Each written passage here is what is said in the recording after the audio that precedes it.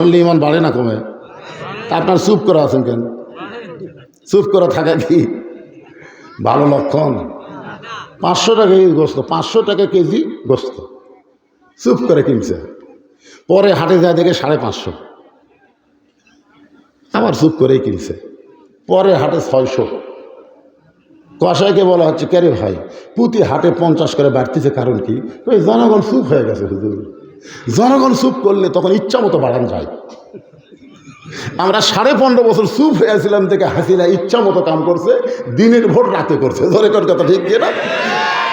একজনের জায়গা একজনে 1 ভোট না দিয়ে 100 ভোট দিছে, খালি চুপ। ঠিকই মনে করছেন চুপ করে থাকার দিন আছে? কোরআনের আয়াত শোনার পরে ইমান বেড়ে যাবে। রাসূল বলে ইমান বাড়ার লক্ষণ হলো আল্লাহু আকবার তাকবীর দেওয়া। আল্লাহু আকবার তাকবীরে আল্লাহ খুশি হয়, শয়তান বেজার হয়। আর যাদের মধ্যে শয়তানি আছে তাদের মধ্যে আল্লাহু আকবার বার হয় না। ধরে কোন কথা ঠিক কিনা? এই বাংলাদেশে বহু দল আছে যে দলের মধ্যে আল্লাহু আকবার স্লোগান নাই, আছে না নাই? বুঝবেন যে দলে আল্লাহু আকবার স্লোগান নাই, এটা পুরাই শয়তানের দল। ধরে কোন কার দল? কারণ আল্লাহু আকবার দিলে তো শয়তান থেকে পারবি না, ওরা সেটা দেয় না, কারণ কি? ওরাই শয়তান। তা আপনার কি সেই দলের মানুষ নাকি? আল্লাহ বললেন, ওয়াইজা তুলিয়াত আলাইহিম আয়াতুহু যাদাতুহুম ঈমানা ওয়া আলা রাব্বিহিম ইয়াতাওয়াক্কালুন। এবার বোঝা গেল। একটা হাতের ইশারা দেওয়া লাগবে নাকি? এই আয়াতের মধ্যে আল্লাহ বলতেছেন, কোরআন এমন একটা কিতাব যার তেলাওয়াত শোনার সঙ্গে সঙ্গে মুমিনদের ঈমান বেড়ে যায়। আর ঈমান বেড়ে যাওয়া মানে চুপ করে থাকা না, ঈমান বেড়ে যাওয়া মানে শয়তানক তাড়ান। শয়তানক তাড়ানোর অস্ত্রের নাম কি? কথা কয় না। রাসূল বলেছে, যত জোরে আল্লাহু আকবার বলবে শয়তান তত জোরে দৌড় মারবে। খুব বেশি যদি জোরে হয় শয়তান দৌড়ানোর সময় আর পাছা দিয়ে বাতাস বের হবে। জোরে কারণ কি বের হবে? তাহলে চিন্তা করেন আল্লাহু আকবার কি মাল। আরে সেটা আপনার কভার চান না কেন? রাত 10:15 দিকে আমি স্টেজে আইছি, মানে ওয়াজ আলোচনা শুরু করছি। এখন ওয়াজ শুরু করতে রাত বেশি হয়ে গেছে। এখন যদি আপনারা ঝিমঝিম করেন আর আমি প্যানা ওয়াজ করি, তাহলে কাম হবে? সাটানা কাম সারা লাগবে। জোরে এখন কথা ঠিক না? ঘুমও সারান লাগবে, তাফসিরও করা লাগবে, ভিতরে ঢুকানো লাগবে। জোরে এখন কথা ঠিক না? হ্যাঁ,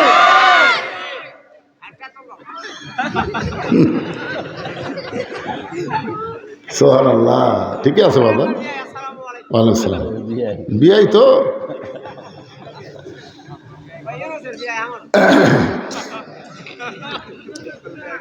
তাহলে কি বিষয় হচ্ছে? আত্তাকুল্লাহ, ভয় করতে হবে কার? আর ভয় করতে গেলে কার আইন মানা লাগবে? মানুষের আইনে ভয় হবে না। সরকার একটা নিয়ম করলো না, মুখত মাস্ক দেওয়া লাগবে, মুখত মাস্ক দেওয়া লাগবে। যখন তাকে আশেপাশে পুলিশ নাই, ওই খোলা পকেট থই, রে ভাই মা পুলিশ নাই।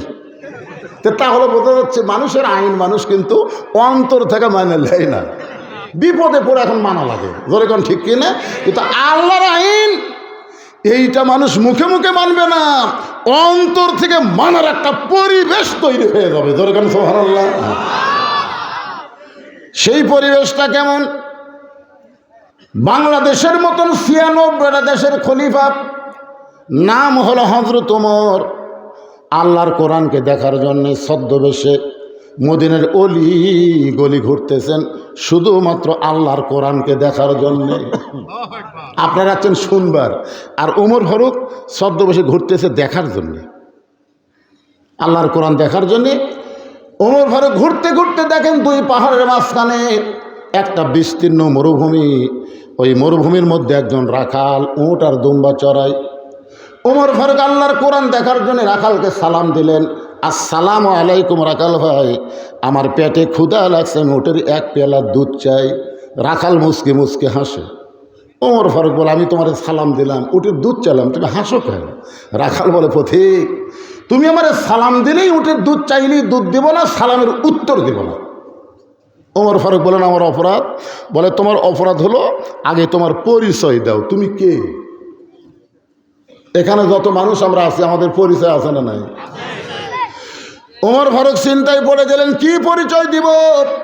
এমন সময় আল্লাহর কোরআন বলতেছে মিল্লাতা আবিকুম ইব্রাহিম হুয়া সাম্মাকুমুল মুসলিমিন।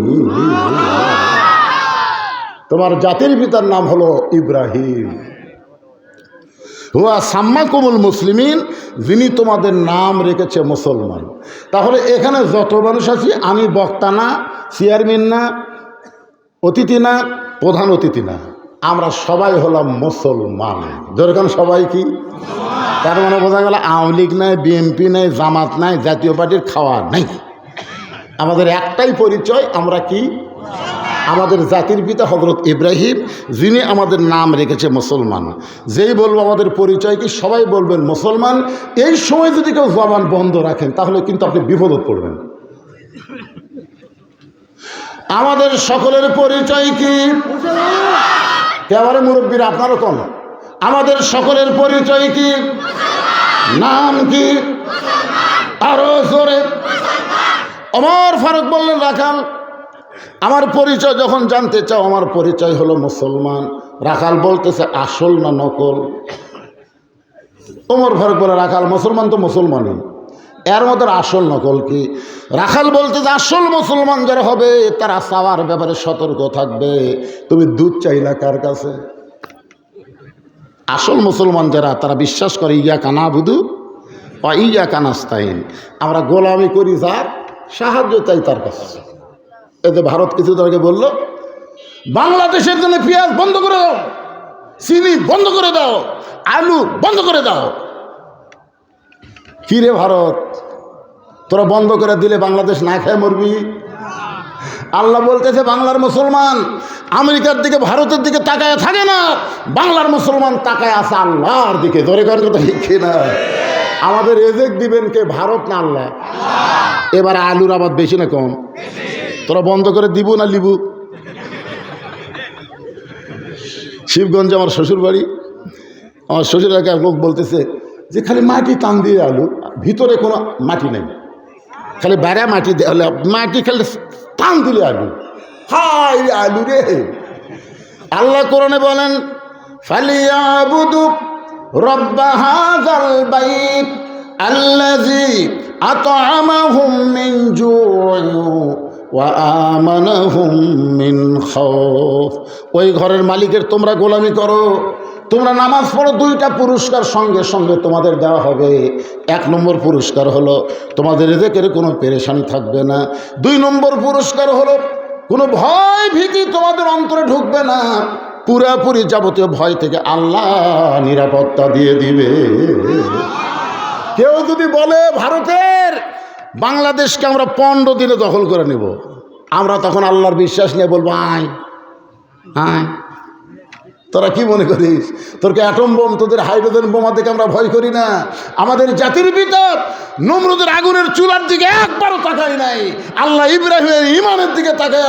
নমরুদের চুলা যদি শান্তির বাগান করে দেওয়ার পরে তোদের বোমা বাংলার মুসলমানের দিকে তাকায় আল্লাহ মিষ্টি তরমুজ বানাই দেওয়ার পারে। ধরে ধর কথা হেঁটে না?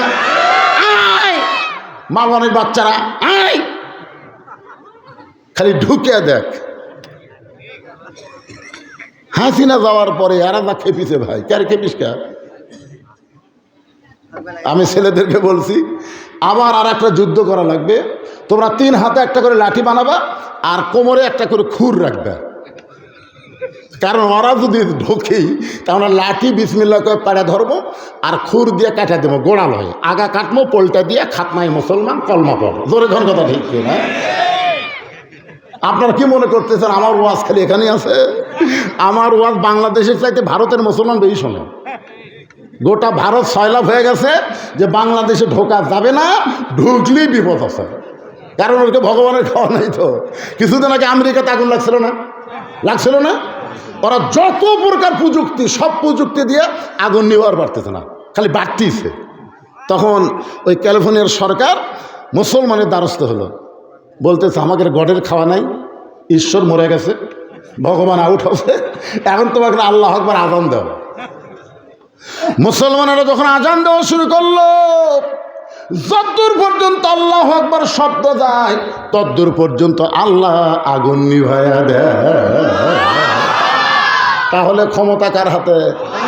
তোরা ক্ষমতা দেখাস না, তোরা ওই ভুয়া ক্ষমতা নিয়ে বাংলাদেশে ঢুকিস না, কারণ আমরা এমন এক মালক বসে থাকি যাক মাছে খায় হজম করা পারিনি। জোরে কোন কথা ঠিক না? ইউনুস নবীরে খাইল মাছেতে গিলিয়া, ফেরেশতা পাঠাইলেন আল্লাহ এসমে আজম দিয়া, দমে দমে সে হরদম পড়ে সে এসমে আজম, মাছেরই উদর হইতে বাঁচাইলা প্রাণ। সবাই বলেন আল্লাহু আল্লাহু, তুমি জাল্লি জালালুহু, শেষ করা তো যায় না গে তোমার গুণগান। ওমর ফারুকের চোখটা দর দর করে পানি পড়তেছে। ওমর ফারুক বললেন, রাখাল ভাই আসলে চাওয়ার ব্যাপার আমার ভুল হয়ে গেছে, আসলে চাওয়ার ব্যাপারে আমার ভুল হয়ে গেছে। রাখাল বলতেছে, তাহলে তওবা করো, ভুল যখন স্বীকার করেছো তোমার বাঁচার বুদ্ধি আছে। এতদিন যারা আওয়ামী লীগ করছে এখন তারা ভুল স্বীকার করেন, কি করবেন? যেই দলের মেম্বার থেকে শুরু করে প্রধানমন্ত্রী পর্যন্ত চলে গেছে, ওই দল আর করে লাভ আছে? কথা হয় না, লাভ আছে? আমরাই তো চার ভাই, আমাকে এক ভাই আওয়ামী লীগ করে, ওই তওবা করে আমাকে দলের দোষ দিতে কি করবেন? ভুল স্বীকার করলেই তওবা করার সুযোগ আছে না নাই? রাখাল বললেন, ওমর পথিক তাহলে তওবা করো। ওমর ফারুক বলে, রাখাল ভাই আমি তওবা পড়তেছি। রাখাল বলে, তুমি মূর্খ মানুষ, তুমি তওবা কেমনে করবা? আমি তওবা করাই, তুমি আমার সঙ্গে তওবা পড়ো। ওমর ফারুক বলে, রাখাল আমি যে মূর্খ এ কথা তোমার কে কইছে? বলে, চাওয়ার সতর্ক যাই থাকে না, ই হলো গণ্ড মূর্খ। আল্লাহ বাদ দিয়ে রাখালের কাছে যে দুধ চাই, এর চাইতে মূর্খ দুনিয়াতে নেই। আল্লাহ বাদ দিয়ে দয়াল বাবার কাছে যায়। আপনারা বলেন তো শিক্ষিত? আমার দয়াল বাবার দরবারেতে কেউ ফিরে না খালি হাতে। কে রে ভাই, সব এইদিকে থেকে আছে, বুঝলেন না? কি বুঝতেছেন? যে লোক আল্লাহ বাদ দিয়ে দয়াল বাবার দরবারত যায়, এই কি শিক্ষিত না মূর্খ? ওই যতই শিক্ষিত হোক, চাওয়ার ব্যাপারে হলো গণ্ড মূর্খ। ওমর ফারুক বলে, রাখাল ভাই তখন আমার তওবা পড়ায় দাও। এবার রাখাল হযরত ওমরকে যখন তওবা পড়ায়, ওমর ফারুক চোখের পানি বের করে মনে মনে কয়, আল্লাহ তোমার কোরআন যখন দুনিয়াতে চালু থাকবে, ওমর যদি ভুল করে একটা রাখাল পর্যন্ত ভুল ধরতে পারবে। মসজিদের মধ্যে আল্লাহর কোরআন আছে না নাই? ইমাম সাহেব ডবল টাইটেল পাস, দাওরা পাস। আসরের নামাজে 3 রাকাতে বসেছে, 2 রাকাতে বসেছে, আবার 3 রাকাতে বসেছে। 4 নম্বর কাতার এক ভ্যান চলায়। ওই কই কে রে, আসরের নামাজ তো 2 বৈঠক, একটা হলো 2 রাকাত, একটা হলো 4 রাকাত। হুজুর যে 3 রাকাত বসলো, আল্লাহু আকবার। একটা ভ্যান আল্লাহু আকবার কাছে ইমাম বলতেছে, তুই যতই লোক মাদে, আমি ডবল টাইটেল দাওরা পাস, এতদিন 4 রাকাত পড়াছি, আজকে 3 রাকাত বসবো, 41 সালের আগে উঠবো না, দেখি কে তোলে আমার। এই কথা বলে ইমাম যদি স্বৈরাচার হয়ে বসে থাকে, আপনার বলেন তো মসজিদের সমস্ত মুসল্লি কার পক্ষে যাবে? নেতার পক্ষে না ভ্যানালার পক্ষে? কেন কেন ভ্যানালার পক্ষে? কারণ ভ্যানালার ঠিক, ইমাম বেঠিক। মসজিদে আল্লাহর আইন চলে বলে আজও স্বৈরাচারী হওয়ার কোনো সুযোগ হয় নাই। আর সমাজে মানুষের আইন চলে বলে সবাই ইচ্ছা মতো কাজ করতেছে। জোরে কোন কথা ঠিক কিনা? এবার রাখাল হযরত ওমরকে তওবা পড়াচ্ছেন। যারা মাগরিব এশার নামাজ না পড়াবার শুনতেছেন, ফজর পর্যন্ত বাঁচার কোনো গ্যারান্টি? তাহলে সকলে আপনারা পড়েন, যারা পড়েছেন তারাও পড়েন, কারণ আপনি যেভাবে নামাজ পড়া দরকার সেইভাবে হয়তো আদায় করতে পারেন নাই। এই যে সকলে তওবা করতে কি আমাদের আপত্তি আছে? তাহলে সবাই জবান খুলে বলেন, আস্তাগফিরুল্লাহ রব্বি মিন কুল্লি জামবিন ওয়া তুবু ইলাইহি। ওমর ফারুক তওবা করার পরে বলতেছে, রাখাল ভাই আল্লাহর হস্তে ওটের 1 পেয়ালা দুধ দাও। কার হস্তে? রাখাল মুস্কি মুস্কি হাসে। ওমর ফারুক বলে, রাখাল আবার হাসার কারণ কি? বলে, হাসার কারণ হলো তওবা করার পরে তুমি আবার মুনাফিকি করলে। যেই কইছে মুনাফিক, ওমর ফারুকের চেহারা রক্তের মতো লাল হয়ে গেল। মুখে যা আসে তাই বলিস কেন? কারণ ওমর ফারুক জানে মোনাফিকের জায়গা হলো জাহান্নামের সবচাইতে নিচে। জোরে কারণ ঠিক কিনা? কাফেরেরা থাকবে জাহান্নামের উপরে আর মোনাফিক থাকবে জাহান্নামের নিচে। কাফেরেরা পেশাব পায়খানা করবে, ওই পেশাব পায়খানা মোনাফিকের খাদ্য হবে। সাহাবেরা বলল, হুজুর এ বদমাইশ মোনাফিক কোন দল থেকে বের হবে? আল্লাহ রাসূল বললেন, আফসোস করতে হবে, এই মোনাফিকের আবাদ হবে মুসলমানের ভিতরে। প্রত্যেক ভোটের সময় আমাদের বাংলাদেশের অধিকাংশ মানুষ মোনাফিক হয়ে যায়। যখন যায় আসে কয় আপনি কি দেবো ভাই, ওই যে কাক দিবি ওই নিজেই জানে না। কি মোনাফিক বোঝেন? মোনাফিকের চিহ্ন কয়টা? কোনো কিতাবে 4টা, কোনো কিতাবে 3টা। তার মধ্যে একটা চিহ্ন হলো ওয়াদা খেলাফ করে। জোরে কোন কি খেলাফ করে? কথায় কথায় মিথ্যা কথা বলে, আমানতের খিয়ানত করে। আল্লাহ কোরআনে বলেছেন, ইন্নাল্লাহা ইয়ামুরুকুম আন তুআদ্দুল আমানাতি ইলা আহলিহা। রে মুসলমান, ভোট হলো তোমাদের একটা আমানত। আল্লাহ কোরআনে বলতেছেন, তুমি যাকে সাক্ষী দিবা, যে মার্কা ছিল মারবা, এটা তোমার একটা আমানত। এজন্য একটা কথা নাই, আমার ভোট আমি দিব, যাকে খুশি তাকে না। এটা স্বৈরাচারী কথা। আমার ভোট আমি দিব, দেখে শুনে বুঝে দিব।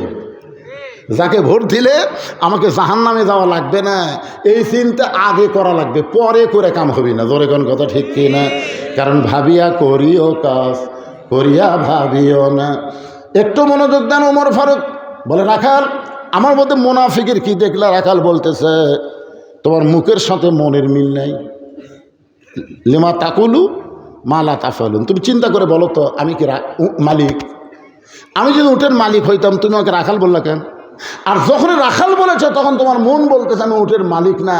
আর মালিক বাদ্দা রাখালের কাছে চাইলেও, রাখাল আল্লাহর হস্তে চাইলেও দিবার পারবে না। যার প্রমাণ আমি নিজে তার প্রমাণ।